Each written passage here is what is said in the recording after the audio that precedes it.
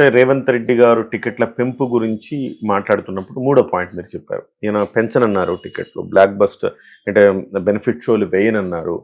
So కాబట్టి అక్కడికి వెళ్తున్నారంటే ఇది ఇక్కడే ఈ గవర్నమెంట్ తెలంగాణకి ఈ గవర్నమెంట్ అల్టిమేట్ నిర్ణయం తీసుకోవాలి. దాని గురించి ఏపీలో చర్చించేది ఏమి ఉండదు. ఏపీలో చర్చించాల్సింది ఏంటంటే రాబోయే సినిమాలకు మీరు ఇవ్వండి బెనిఫిట్ షోలు కానివ్వండి, లేకపోతే టికెట్ ప్రైస్ హైక్ కానీ ఇవ్వండి అని అదొక కోణం. సో మొదటి 2 అంశాలు మీరు చెప్పారు. ఏంటి ఫస్ట్ అంశం ఏంటి అంటే ఇక్కడ ఒక్క విషయం, తెలంగాణలో ఇలా బెనిఫిట్ షోస్ కానీ లేకపోతే టికెట్ రేట్స్ కానీ పెంచకపోయినా కానీ అట్లీస్ట్ ఆంధ్రాలో అయినా మీరు పర్మిషన్స్ ఇవ్వండి అని కోరటానికా లేకపోతే వస్తాయా రావా కన్ఫర్మ్ చేసుకోవడానికి? అదే కరెక్ట్. డెఫినెట్గా అందులో పాయింట్ ఉంది. డెఫినెట్గా అక్కడ పెంచమని చెప్పి అడగటానికి చేశారు. అక్కడ ఉన్న కాంప్లికేషన్స్ ఏంటో నేను మాట్లాడుకుందాం ఫైనల్ గా. మొదటి 2 పాయింట్లు డిస్కస్ చేశాక 3 పాయింట్. మొదటి 2 పాయింట్లు ఏంటి మీరు అడిగింది? టీడీపీ అధ్యక్షుడు పల్లా శ్రీనివాసరావు గారు ఆంధ్రప్రదేశ్ లో మీరు సినిమా ఇండస్ట్రీ ఇక్కడికి తరలి రావచ్చు అని చెప్పారు. యాజ్ ఏ తెలుగుదేశం పార్టీ అధ్యక్షుడిగా, ఆంధ్రప్రదేశ్ అధ్యక్షుడిగా ఆయన మాట అన్నారు. సో వాస్తవానికి పవన్ కళ్యాణ్ గారు కానివ్వండి, గత ప్రభుత్వంలో జగన్మోహన్ రెడ్డి గారు కానివ్వండి, అంతకుముందు చంద్రబాబు నాయుడు గారు కానివ్వండి ముఖ్యమంత్రిగా ఉన్నప్పుడు మీరు ఇక్కడికి వచ్చి షూటింగ్లు చేసుకోండి అని అడుగుతున్నారు. అది వాస్తవమే.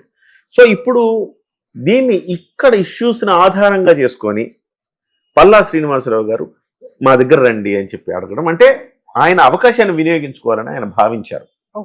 కానీ ఆ రకంగా అలిగి వెళ్ళిపోయే పరిస్థితి ఉందా ఇక్కడి నుంచి అంటే ఖచ్చితంగా లేదు. అంటే ఇక్కడ ఈ ప్రభుత్వం మీద అలిగి అక్కడికి వెళ్ళిపోతే ఇక్కడ కూడా సినిమాలు ఆడాలి కదండి. నైజాం అనే పెద్ద ఏరియా కదా ఇక్కడ. మరి ఇక్కడ మమ్మల్ని వదిలేసి వెళ్ళారు మీరు అక్కడికంటే ఏం సంకేతం ఇస్తారు? డెఫినెట్గా తెలంగాణ ప్రజలు హర్ట్ అవుతారు. మీరు ప్రభుత్వాల మీద మీరు అలగచ్చు, ఇబ్బంది ఉండొచ్చు, కానీ సినిమా పరిశ్రమని ఇంకో చోటికి తరలించడం అనేది అసాధ్యం. అది షూటింగులు చేసుకోవచ్చు. షూటింగ్లు చేసుకోవటానికి కొన్ని లొకేషన్స్ ఉన్నాయి. ఇప్పుడు విశాఖపట్నంలో యారాడ కొండలు కావచ్చు, రిషికొండ బీచ్ కావచ్చు, ఇలాంటివన్నీ కూడా హైదరాబాదుకు లేని మణిమకుటాలు అక్కడ ఉన్నాయి కాబట్టి తీసుకోవచ్చు. మదనపల్లి వెళ్తే హార్స్లీ హిల్స్ ఉంది. ఇట్లా ఇంకా కోస్టల్ బెల్ట్ చాలా పెద్దది ఉంది.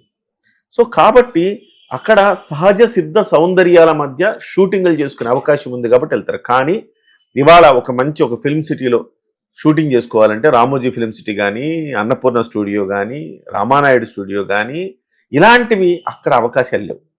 కాబట్టి అన్నీ కూడా మీకు సహజ సిద్ధమైన లొకేషన్స్లో షూటింగ్ తీయడం అనేది కొంచెం ఇబ్బందికరమైన అంశం. సో అన్ని వేళలా అది సాధ్యం కాదు. కాబట్టి ఖచ్చితంగా ఫిల్మ్ స్టూడియోలు ఉండాలి. మీరు ఆంధ్రప్రదేశ్ అక్కడికి రావాలి, ఇండస్ట్రీ అక్కడ కూడా ఉండాలి అంటే ఇక్కడి నుంచి అక్కడ తరలి రావటం కాదు. అది ఇక్కడి నుంచి అక్కడ కూడా షూటింగ్లు చేయటం, అది కూడా తెలుగు ప్రజలున్న రాష్ట్రమే కాబట్టి అక్కడ కూడా షూటింగ్లు తీయడం అనేది వాళ్ళు ఆశించడంలో తప్పులేదు. వీళ్ళు ఆ రకంగా ఆ ప్రోత్సాహం ఆ రాష్ట్రానికి కూడా అంటే పన్నులు వస్తాయండి. అక్కడ షూటింగ్లు తీయడం వల్ల అక్కడ జనాలకు ఉపాధి వస్తుంది, అక్కడ పనులు, అక్కడ కొంత రెవెన్యూ జనరేట్ అవుతుంది అనేది వాళ్ళ. ఇక్కడ రామోజీ ఫిల్మ్ సిటీలో ఒక రోజు షూట్ చేస్తే దానికి గాను కొంత అమౌంట్ పే చేస్తారు. So in the same way ఆ ప్లేసెస్ లొకేషన్స్ యూజ్ చేసుకున్నందుకు గాను డెఫినెట్ గా సో అక్కడ కూడా రెవెన్యూ వస్తుంది. అక్కడ కూడా మన దగ్గర కూడా తెలుగు సినిమా షూటింగ్లు అవుతున్నాయని చెప్పుకోవచ్చు. సో ఆ రకంగా కొంత వాళ్ళు ఆశించడంలో తప్పులేదు, వీళ్ళు చేయడంలో కూడా తప్పులేదు. సినిమా ఇండస్ట్రీ తరలిపోతుందా అని కొన్ని ఛానల్లో వస్తున్నాయి. ఆంధ్రప్రదేశ్ ముఖ్యమంత్రి గారిని అలాగే ఉప ముఖ్యమంత్రి పవన్ కళ్యాణ్ గారిని కలుస్తున్నారు. సినిమా ఇండస్ట్రీ ఏమైనా తరలిపోతుందా అంటే అలాంటి అవకాశాలు లేవు. 2 తెలుగు రాష్ట్రాలే ప్రస్తుతం ఇక్కడ సెటిల్ అయ్యాం. గతంలో అంటే అది వేరు. మద్రాసు నుంచి మనం ఇక్కడికి రావడానికి ఒక రీజన్ ఏంటంటే తెలుగు అన్న రీజన్. అక్కడ తమిళనాడులో తమిళ మాట్లాడే ఒక రాష్ట్రంలో తెలుగు సినిమాలు షూటింగ్ చేయడం ఏంటి విచిత్రం కదా. కాబట్టి అక్కడి నుంచి తెలుగు ఇండస్ట్రీ ఇక్కడికి రావాలని ఆ రోజుల్లో గట్టి డిమాండ్ ఉండేది. నాగేశ్వరరావు గారు చాలా దీని మీద ఇనిషియేషన్ తీసుకున్నారు. ఆ తర్వాత రామారావు గారు కూడా దీనికి సహకరించారు. ఓవరాల్ గా అంతా తెలుగు ఇండస్ట్రీ అంచెలంచెలుగా వచ్చింది. మీరు ఇప్పుడు చూస్తే రామ్ చరణ్, అల్లు అర్జున్, మహేష్ బాబు ఇలాంటి వాళ్ళు స్టార్ కిడ్స్ ఎవరైతే ఉన్నారో స్టార్ కిడ్స్ అంతా కూడా తమిళనాడు చదువుకున్నారు. వాళ్ళ స్కూలింగ్ అక్కడ అయింది. ఎందుకంటే ఆ రోజుల్లో వాళ్ళు అక్కడ ఉండేవారు. వాళ్ళ స్కూలింగ్ అక్కడ అయింది. వాళ్ళు డిగ్రీలకు వచ్చే సమయానికి ఇక్కడికి వచ్చి సెటిల్ అయిపోయారు. కాబట్టి తమిళనాడు నుంచి ఇండస్ట్రీ తెలుగు అంటే హైదరాబాద్ మూవ్ అయినట్టుగా ఇక్కడి నుంచి అక్కడ మూవ్ అవ్వడం అనేది ఉండదు. కాకపోతే అక్కడ కూడా షూటింగ్లు చేసుకోవడానికి అవకాశాలు ఉపయోగించుకోండి. ఉపయోగించుకుంటారు. అక్కడ కూడా ఫిల్మ్ సిటీ లాంటిది ఒకటి కట్టే ఏర్పాటు చేస్తే అక్కడ కూడా ఇప్పుడు గతంలో రామానాయుడు గారి స్టూడియో ఇక్కడ ఎలా ఉందో సురేష్ ప్రొడక్షన్స్ వాళ్ళు అక్కడ కూడా స్టూడియో నిర్మించాలని అక్కడ ఒక రిషికొండ బీచ్ ఆపోజిట్ ఒక కొండ మీద స్థలం తీసుకున్నారు. ఓకే. జగన్మోహన్ రెడ్డి నానా ఇబ్బంది పెట్టి వాళ్ళని భయపెట్టి భయభ్రాంతులకు గురి చేసి చివరికి వాళ్ళు అక్కడ స్టూడియో పెట్టకుండా చేశారనమాట. సో ఆ రకంగా చేస్తే ఎవరు రారు కదండి. ఇప్పుడున్న ప్రభుత్వం చాలా అమికబుల్, అంటే ఇండస్ట్రీతో మొదటి నుంచి కూడా తెలుగుదేశం ప్రభుత్వానికి మంచి సంబంధ బాంధవ్యాలు ఉన్నాయి. అదే సమయంలో ఇవాళ పవన్ కళ్యాణ్ గారు కూడా ఇండస్ట్రీ వ్యక్తే కాబట్టి ఇప్పుడు ఎక్కువ ప్రోత్సాహకాలు అక్కడ వస్తాయి కాబట్టి డెఫినెట్గా వెళ్ళే అవకాశం ఉంది. అది పాయింట్ నెంబర్ 1.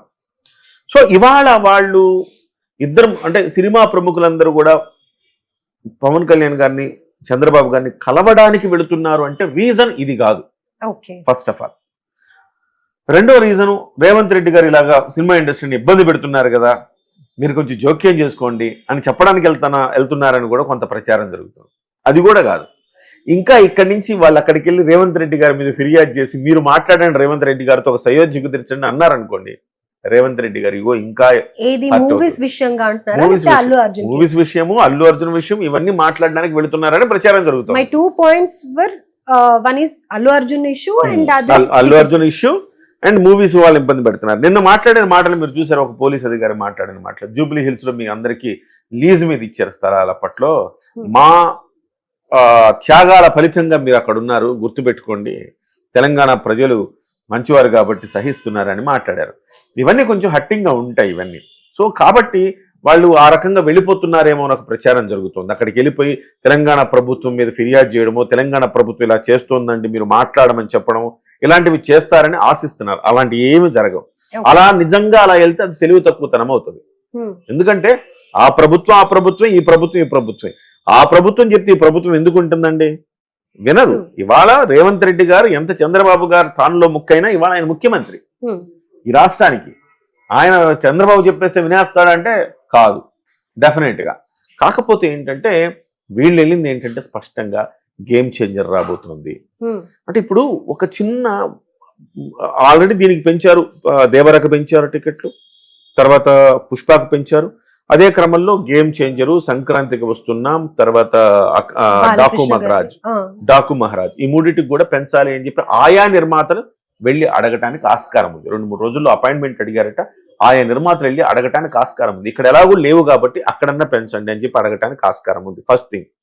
రెండవది అక్కడ వాళ్ళకి ఆ ప్రభుత్వానికి వచ్చే ఇబ్బంది ఏంటంటే, ఆ ప్రభుత్వం ఏముంటదంటే ఏం ఆలోచిస్తుందంటే, ఇప్పుడు తెలంగాణ ప్రభుత్వం ఏమో 250 రూపాయలు 300 రూపాయల టికెట్లు అమ్ముతూ, మనం ఇక్కడ 400 రూపాయలు 500 రూపాయల టికెట్లు అమ్మితే ఇక్కడ ప్రజలు మనల్ని ఎట్లా స్వీకరిస్తారు? ప్రజలు ఏమనుకుంటారు? తెలంగాణ వాళ్ళు ఏం పెంచలేదు, మీరు ఎందుకు పెంచుతారు అని చెప్పేసి ప్రజల్లో నెగిటివిటీ వస్తుందా అని ఆలోచిస్తారు.